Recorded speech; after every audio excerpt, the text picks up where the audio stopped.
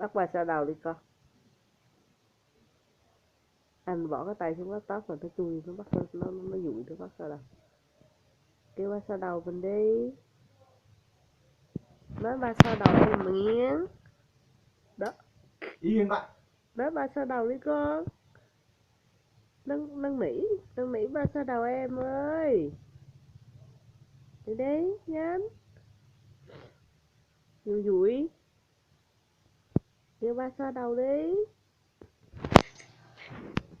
Mà lại nó kìa.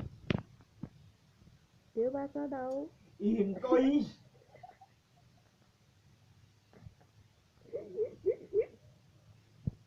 Bị chửi rồi.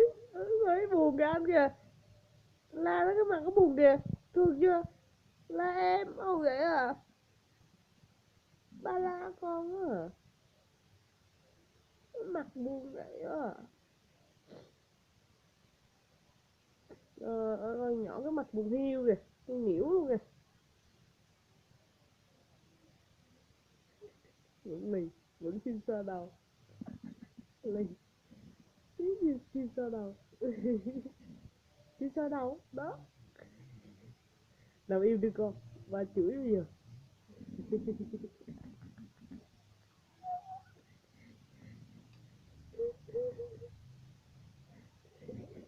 Cái lì mà cố.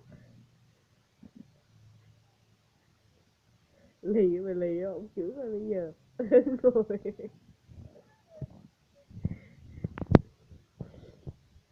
Nó qua đây nằm đi. Qua tổ nằm đi chứ phải ngồi luôn. Mình nghịch ba là ba la bây giờ. Rút nát. Rút nát. Rút nát. Tụi kèo luôn. Ra sau thì luôn. Phải là à. Kệ mõm lên. Kệ mõm lên.